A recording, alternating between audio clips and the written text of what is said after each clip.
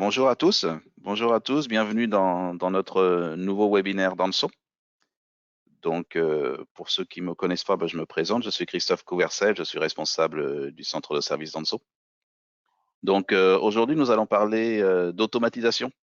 Alors, automatisation, c'est vrai que c'est un mot qu'on entend un petit peu à toutes les sauces. Nous, on va s'intéresser principalement à l'automatisation sur les configurations de notre réseau, de notre infrastructure, et nous allons regarder comment transformer les opérations NetOp d'une approche aujourd'hui encore beaucoup manuelle vers une approche préventive en essayant d'automatiser ce qui nous coûte vraiment très cher en temps, toutes ces tâches répétitives que l'on fait au quotidien et qui sont peu valorisantes en réalité. Donc, on va regarder comment améliorer ces process. Alors, dans un premier temps, je vais introduire notre société Danso pour ceux qui ne nous connaissent pas. Donc, nous sommes intégrateurs et éditeurs de solutions 100% logicielles orientées sur l'observabilité et la sécurité. Nous nous appuyons sur une équipe de plus de 20 ans d'expérience pluridisciplinaire, que ce soit des ingénieurs réseau, des développeurs, des DevOps, des experts métiers applicatifs qui ont tous travaillé avec des petites entreprises, avec des grands comptes, d'où notre grande diversité et qui fait aussi notre force. Nous avons 4 pôles métiers, le conseil et la formation. On accompagne nos clients avec des formations spécifiques dédiées aux besoins, que ce soit sur le réseau, sur la cybersécurité, que ce soit des audits en matière de recommandation de code, en matière d'analyse de performance sur des applications critiques. Comme je disais, nous sommes intégrateurs de solutions 100% logicielles. L'objectif est de vous fournir notre expertise en installant des outils d'instrumentation qui vont permettre d'automatiser les process les plus critiques, surveiller les indicateurs de qualité de service, surveiller la qualité de certaines applications, mettre les indicateurs de sécurité, par exemple. Mais nous sommes aussi une société de services et nous fournissons un service managé qui va se décliner en fonction du besoin du client. On part d'une offre d'un service régulier avec du support, avec de la formation aussi à l'appui, jusqu'à un service de gouverné dans lequel nous accompagnons le client main dans la main et c'est nous qui prenons en charge bien toute la surveillance, toute l'étude, tous les rapports avec des services horaires qui peuvent aller jusqu'à 7 jours sur 7, 24/24. Et le dernier, pas le moindre, nous sommes éditeurs de notre propre solution logicielle, la solution Advisor SLA. C'est une solution qui réalise des tests actifs sur le réseau pour qualifier la qualité de la ligne sur le réseau à base de tests qui vont remonter des indicateurs critiques de qualité de service, de gig, de latence par exemple. Chose importante que j'ai pas citée, nous sommes une société française, je dirais même bretonne. Nous nous situons dans la banlieue de Rennes, à Cesson-Sévigné. Alors, intéressons-nous à la problématique aujourd'hui. Donc, les réseaux sont de plus en plus difficiles à supporter. Alors, j'ai volontairement mis le mot supporter ici, parce que je vais d'abord m'intéresser à ce petit nucléon que je dirais ici, qui est l'équipe du support niveau 1. On a tous été, ou on est encore pour certains, au support niveau 1, à essayer de résoudre des problèmes critiques dans un temps record. On voit rapidement que aujourd'hui, cette équipe-là, elle a tendance à très peu évoluer en nombre d'effectifs. Alors, il y a des rotations qui peut être un avantage comme un inconvénient, mais elle évolue très peu. Par contre, les réseaux sont de plus en plus complexes. Pourquoi? Parce qu'il y a des changements sur l'infrastructure qui sont très réguliers pour pouvoir justement absorber des nouvelles technologies, du SDN, du SD-WAN, des ACI avec Fabric, j'en passe un certain nombre. Aujourd'hui, bien sûr, on travaille de plus en plus avec d'intégration, avec de multinationales, avec des connectivités externes. Donc, il faut aussi être capable de gérer cette compatibilité interne-externe. Et on nous demande des nouveaux services pour répondre aux besoins de certaines applications, par exemple IoT, pour répondre à certaines performances qui sont nécessaires pour les applications que l'on doit offrir. Et au niveau de l'amélioration d'infrastructures, eh bien, ça devient de plus en plus, alors quotidien, c'est peut-être un petit peu exagéré, mais nous, on a des clients qui font des changements sur le réseau 2-3 fois par semaine. Donc, il faut être capable de supporter ce rythme. Et à cela s'ajoute un phénomène important qui est la sécurité. On a tous vu pendant la période de Covid la recrudescence des attaques, des failles de cybersécurité, et on sait très bien qu'aujourd'hui, c'est indispensable de définir une claire politique de sécurité. Et cette politique de sécurité, eh bien, elle doit avoir aucun impact sur le reste de la politique de la société, qui est avant tout de maintenir les performances des applications que l'on offre auprès de nos clients. Et donc, donc à la fois, on doit être capable de gérer de la sécurité, c'est-à-dire de fermer un petit peu la clé d'un côté, mais de maintenir l'efficacité, et pour autant, il faut suivre avec des technologies et souvent un besoin de migrer sur le cloud. Donc, ça veut dire que pour ce support niveau 1, ça devient un vrai casse-tête de pouvoir supporter eh bien, toutes ces technologies. Ça veut dire qu'on sature généralement de nombreuses tâches. On doit être tout le temps en formation pour supporter ces technologies, mais les formations, eh bien, d'une, il faut avoir le temps, parce que si on est surchargé, on sait très bien qu'on essaye de faire des petites auto-formations, mais on a du mal à suivre le rythme. Ou sinon, on fait appel à des experts, mais les experts, ça coûte très, très cher. Et à cela, il rajoute un fait important, qu'on sait tous par expérience que lorsqu'on est au support niveau 1, il y a énormément de tâches qui sont très répétitives, parce qu'on va tous utiliser nos propres process avec nos propres commandes, on va vérifier, on va refaire les mêmes tests. Eh bien, c'est là qu'on peut travailler sur l'automatisation. C'est là qu'on peut réfléchir sur ces tâches répétitives et comment on peut automatiser tous ces process. Le problème, c'est lorsqu'on parle d'automatisation, déjà par le propre mot automatisation, vu que je disais au début, on en a parlé à toutes les sauces, eh bien, on a souvent un avis conservateur. On a des personnes qui me disent, ah, c'est trop compliqué. C'est trop compliqué à mettre en place, c'est trop compliqué par rapport à l'équipe que j'ai, encore une fois. C'est trop cher. C'est trop cher parce que l'outil qu'on va m'offrir, d'une part, il va être trop long à mettre en œuvre. Donc, on essaye souvent de nous vendre des usines à gaz, et de mettre des usines à gaz, ça met du temps de les implémenter, d'une part. Et d'autre part, bien, le retour sur investissement, bien, il paraît énorme. Puis finalement, il y en a qui disent, c'est trop pour moi, parce qu'on essaye de nous vendre un petit peu la Rolls-Royce de l'automatisation, alors qu'en réalité, on n'a pas besoin de tout ça. Alors qu'en réalité, j'ai besoin que d'une partie éventuellement de cet outil-là.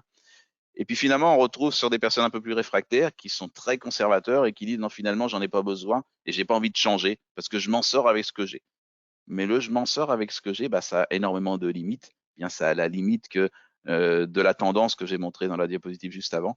Les technologies évoluent, les besoins évoluent, les contraintes évoluent. Donc, on ne peut pas rester dans un mode un petit peu renfermé en disant, j'en ai pas besoin, je ne peux pas changer.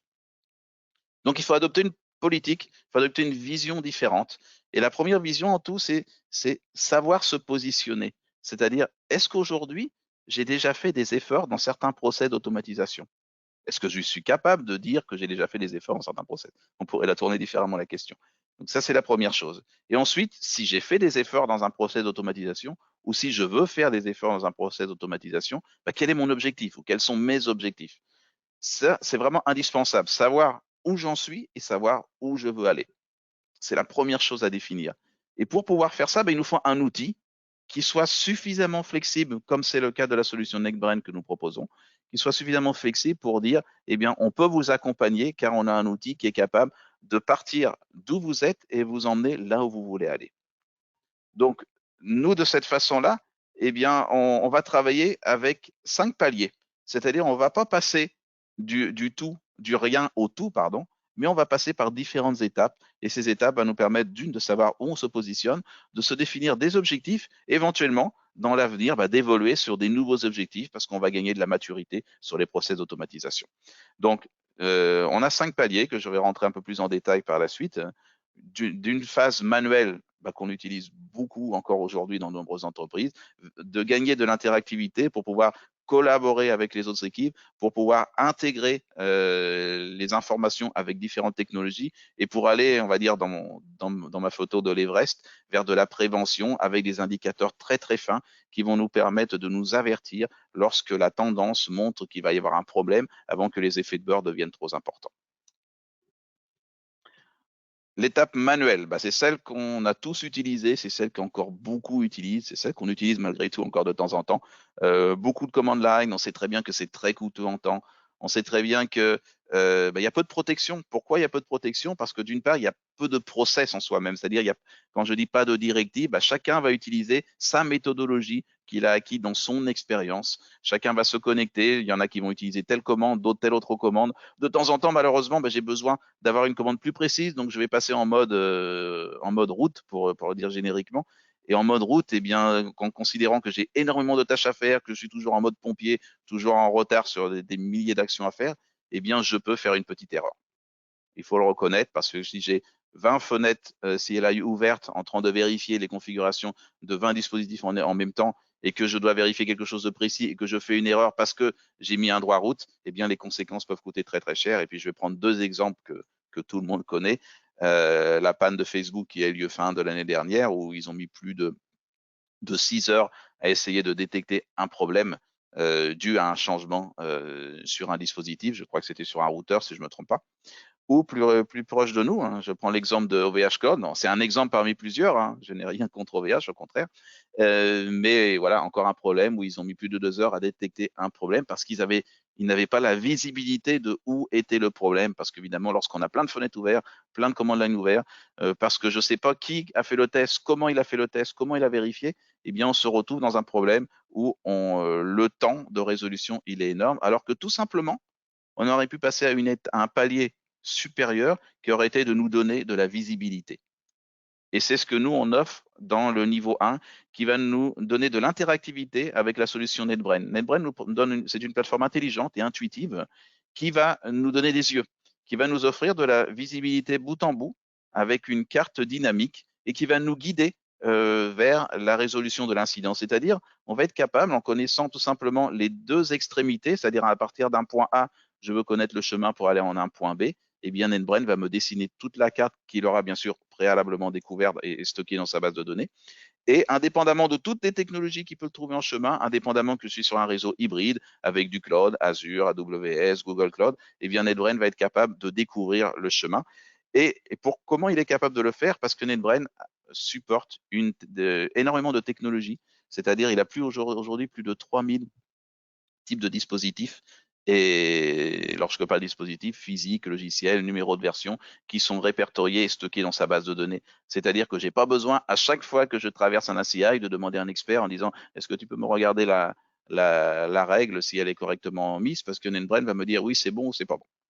Donc c'est simple et intuitif. Et le fait de donner de la visibilité, le fait de gagner en interactivité avec un outil comme NetBrain, eh bien, ça va permettre qu'au fur et à mesure que je réalise mes tests, au fur et à mesure que j'avance dans mon troubleshooting, eh bien, je vais gagner des enseignements de mes propres tests, c'est-à-dire tous mes petits tests répétitifs que je faisais au préalable. Maintenant, ils sont stockés dans l'outil. C'est-à-dire la prochaine fois que je dois faire un nouveau troubleshooting, ben, je ne vais pas refaire les mêmes tests. J'ai déjà une routine sous forme d'un runbook, c'est-à-dire un ensemble d'actions qui est déjà créé. J'ai juste à cliquer sur un bouton, il me lance ma routine et j'ai pas à refaire tous les tests, ils sont déjà là. Donc déjà pour moi-même, je gagne du temps.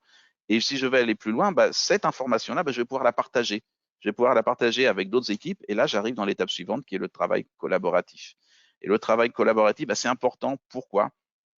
Aujourd'hui, de notre expérience, on se rend compte souvent, on va dire, avec deux cas de figure dans les entreprises. On a des entreprises où ils ont un effectif très petit en matière de réseau, 4, 5 personnes qui sont bien sûr très saturées et ça correspond tout à fait à ce que j'ai décrit au préalable. Et comme ils sont très peu, ben, ils se font des journées où il y en a qui travaillent de jour, d'autres de nuit et ils font des rotations.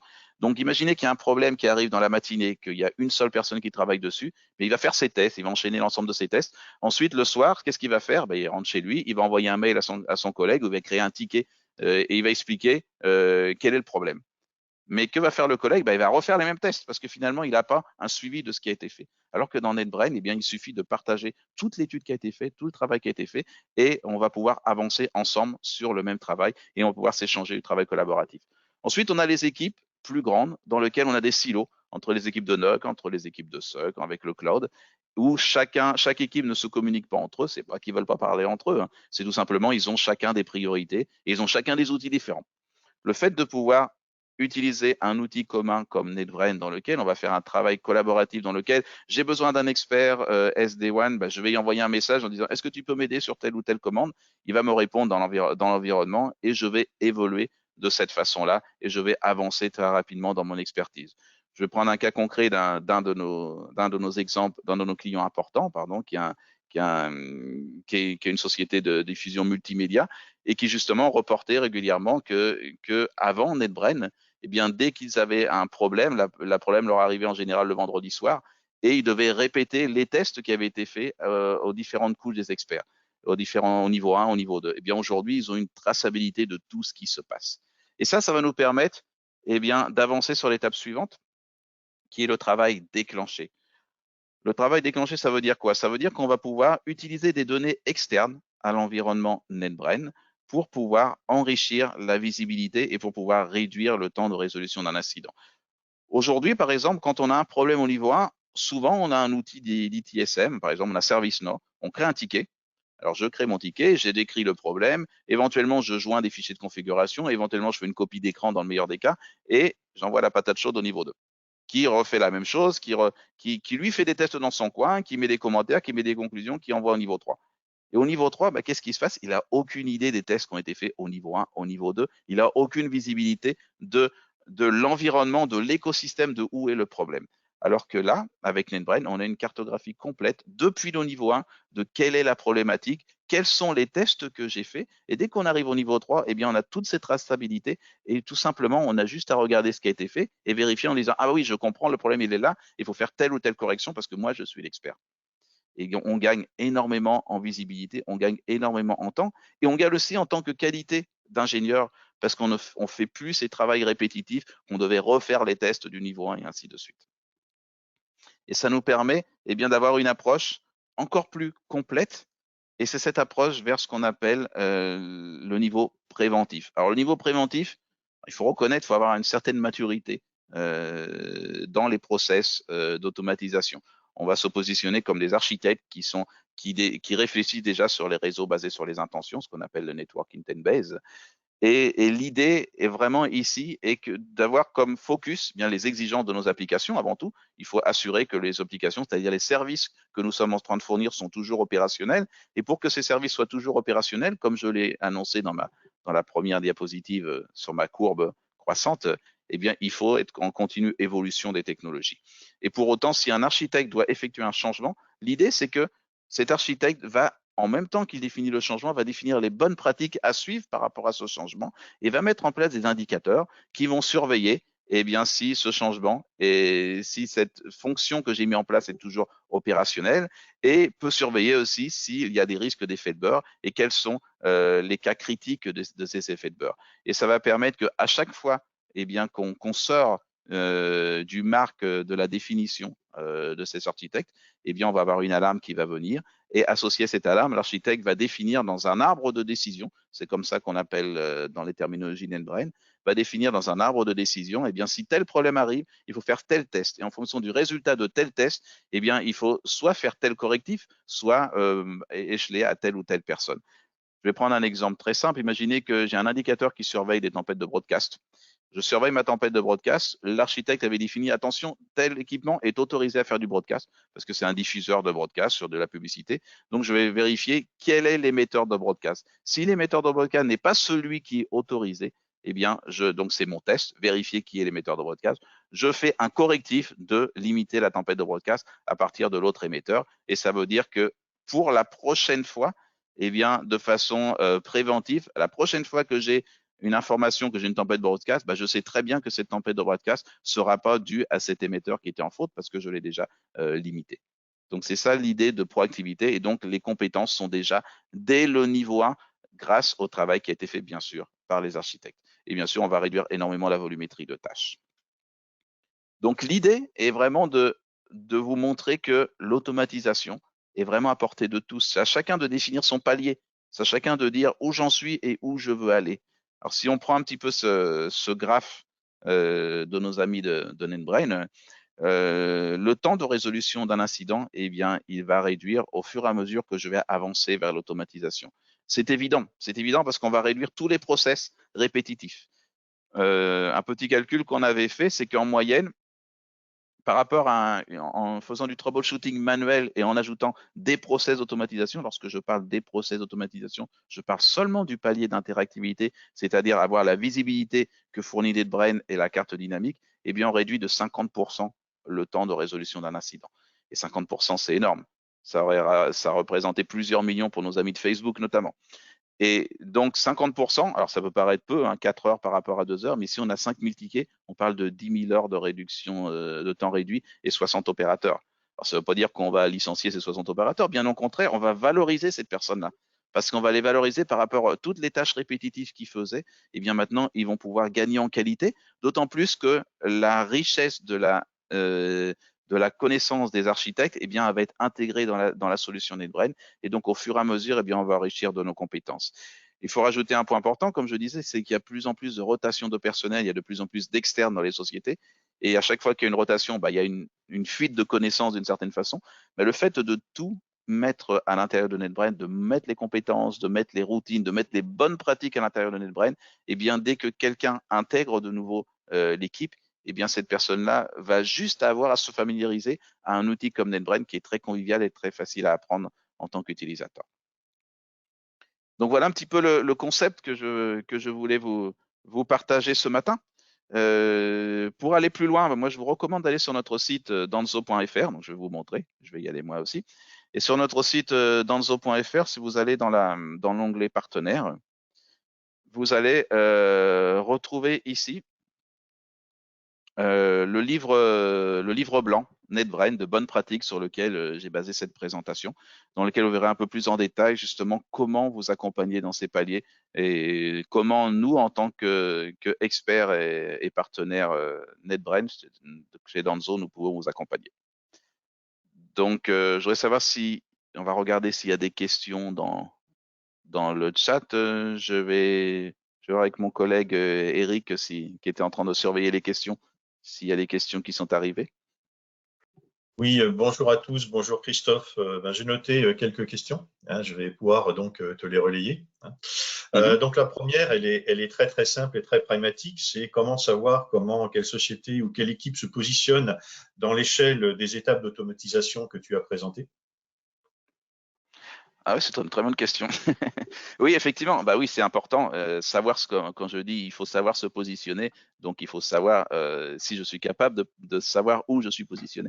Il y a des indicateurs, mais en général, nous, on recommande bien sûr de faire appel à un expert, comme nous sommes dans Danso.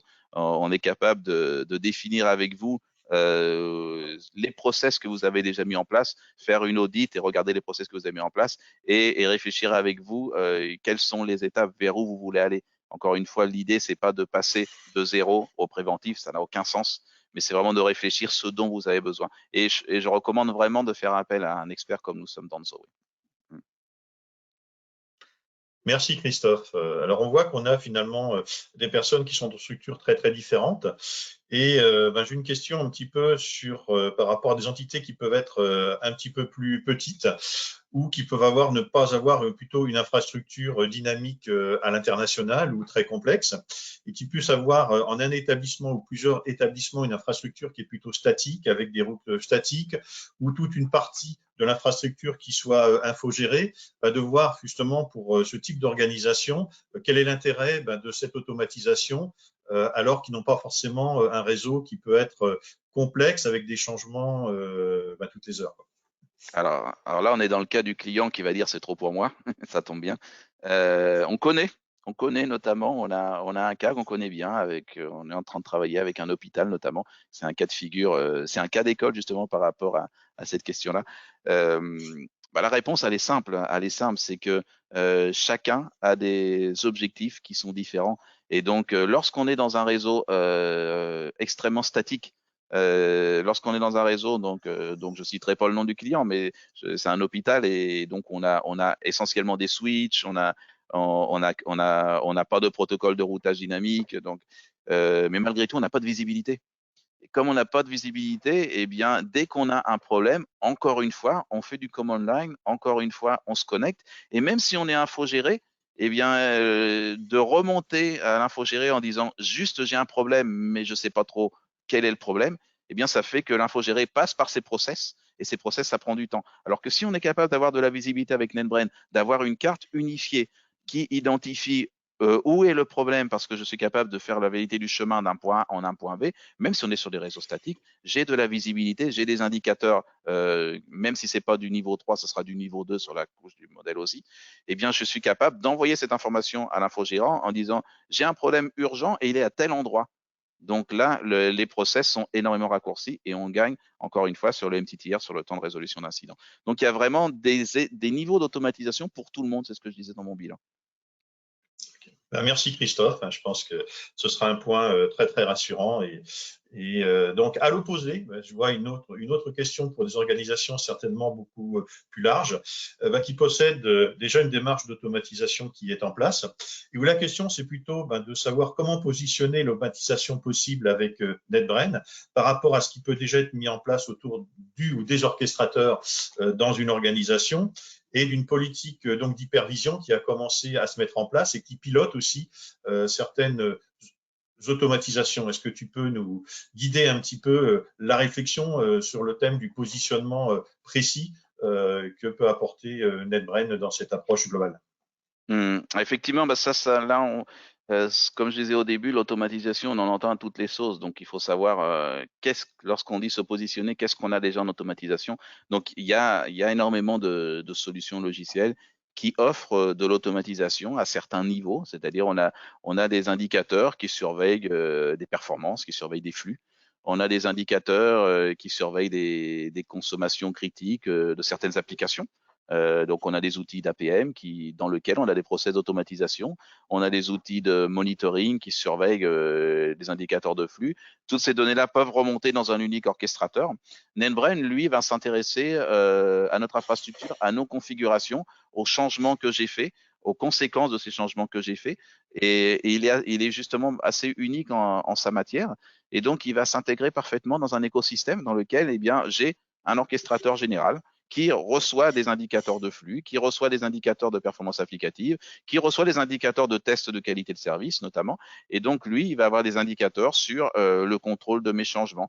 Et donc, NetBrain a des API REST dans lesquels on pourrait éventuellement remonter ces informations-là. Et comme j'ai donné le cas d'exemple de l'intégrer dans un ITSM comme ServiceNow, on peut aussi l'intégrer dans un orchestrateur.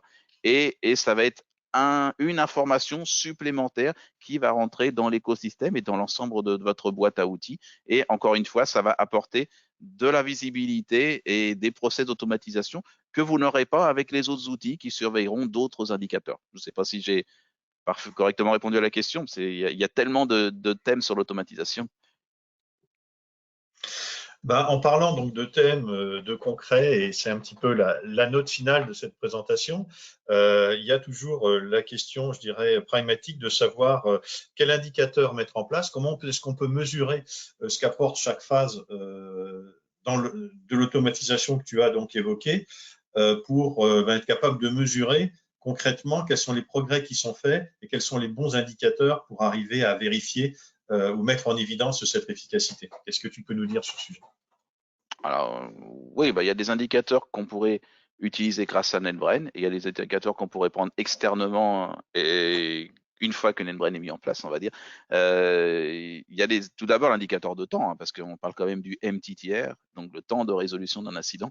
Donc, dès qu'on a un système de ticketing, dès qu'on a un système ServiceNow, on est capable, le ServiceNow a des indicateurs du temps de résolution d'un ticket. Et donc, il faut un peu, bien sûr, un peu d'historique, mais on sera capable très rapidement de mesurer. C'est de là que j'ai sorti d'ailleurs mes indicateurs de résolution à 50%, qu'on est capable de mesurer que dès qu'on a mis en place à l'intérieur de cet environnement de la cartographie dynamique, on a gagné énormément en temps de résolution d'incidents. Ensuite, on peut être un peu plus technique, on peut mettre des indicateurs dans le propre NetBrain à base de NetBrain appelle ça des sondes. Comme moi, je suis ingénieur réseau, je dirais plutôt des petits robots parce qu'on n'est pas sur de la sonde dans le sens du network monitoring, mais ce sont des indicateurs qui surveillent dans le concept des réseaux basés sur l'intention, qui surveillent de la donnée critique et justement le temps d'échange, le temps de remontée d'informations et le temps de résolution de façon proactive automatiquement de certains petits problèmes. Et ça veut dire que ces indicateurs, ils vont nous permettre de voir le temps que met NetBrain à faire toutes ces petites tâches répétitives, qui est très très rapide. Et nous, on est capable de mesurer le temps qu'on passait à faire à résoudre un problème plus long. Je vais prendre en conclusion un autre exemple d'un client à nous qui avait souvent des problèmes de performance sur certaines applications. Et il savait que ces problèmes pouvaient être dus à des liens asymétriques parce qu'ils avaient vu ça dans le passé. Et avec NetBrain, ils ont challengé NetBrain en détectant, suite à un changement sur le réseau, à une modification, ils avaient un problème de performance d'une application. Ils se sont dit peut-être que c'est un problème de lien asymétrique. Donc avec NetBrain, ils ont vérifié la validité du chemin d'un point A en un point B. En quelques secondes, ben, ils ont tout de suite vu que sur un routeur, il y avait une modification qui n'avait pas été correctement appliquée. Donc ils ont pu directement se connecter sur le routeur, faire le correctif et refaire la mise à jour. Ça leur a pris 1 heure ou 2, alors que eux, ils disaient correctement qu'ils passaient des fois une semaine à faire ce correctif parce qu'il fallait qu'ils se connectent un à un sur tous les équipements en command line, vérifier les configs un à un et vérifier où ceci était mal appliqué. Donc là, c'est un indicateur qui est très facile à mesurer. Christophe, tu vas pouvoir souffler parce que je n'ai pas d'autres questions pour toi ce matin. Hein. Je vais juste préciser, par contre, que ce webinaire sera proposé à tous ceux qui sont présents, téléchargeable sur notre site. Je crois que par rapport à des messages qu'on a reçus, que certains ont raté le début de la présentation, qu'ils ne s'inquiètent pas, ils peuvent justement utiliser ce mode donc de replay de notre webinaire pour en avoir tout le contenu. Vous pouvez, comme le disait Christophe, aller sur notre site aussi pour prendre connaissance plus en détail, on va dire à froid, de la Bible de l'automatisation dont a été extrait la présentation donc, de Christophe. Et on est évidemment à votre disposition pour approfondir ensemble tous ces sujets par rapport à, à vos intérêts dans l'automatisation, que vous soyez dans des structures plus petites ou plus larges. Voilà. Alors, Christophe, je si tu veux ajouter voudrais quelque chose? Oui, une dernière chose importante, j'avais mis ça de côté. Donc, nous organisons le 19 mai un petit déjeuner. Donc, je ne sais pas si Eric, tu veux en parler un petit peu plus, dans lequel bien les présents à ce webinaire, ils sont cordialement invités. C'est un petit déjeuner dans lequel nous présenterons 2 use cases, donc d'un groupe audiovisuel français et d'une banque française, donc les deux que tout le monde connaît très très bien, qui sont français mais qui ont des développements au niveau international, et nous serons présents de l'éditeur. Donc ça peut être très intéressant d'approfondir et de se voir aussi en personne et de poser plus de questions sur l'automatisation avec NetBrain. Oui, tu fais bien parce que je dirais, c'est à travers des cas concrets que vous verrez que dans une organisation de type ETI ou de type grand compte, on peut avoir, je dirais, des paliers d'automatisation, des phases donc d'avancement qui sont très, très différentes. Là, ce seraient 2 cas très, très concrets. Donc, je pense que ça peut être très intéressant pour vous et ce sera l'occasion aussi d'avoir quelques informations sur l'évolution de la roadmap donc NetBrain. Donc, vous êtes tous très bienvenus et il suffit de vous enregistrer, voilà, en vous déclarant tel que mis sur le site. Voilà. Donc, j'avais pas moi d'autre chose de mon côté, Christophe. Non, c'est très bien. On C'est vous très souhaite très tous bien. avoir une très bonne journée et j'espère que cette présentation vous aura intéressé et on est à votre disposition pour l'approfondir. Au revoir. Merci à vous. À bientôt. Au revoir.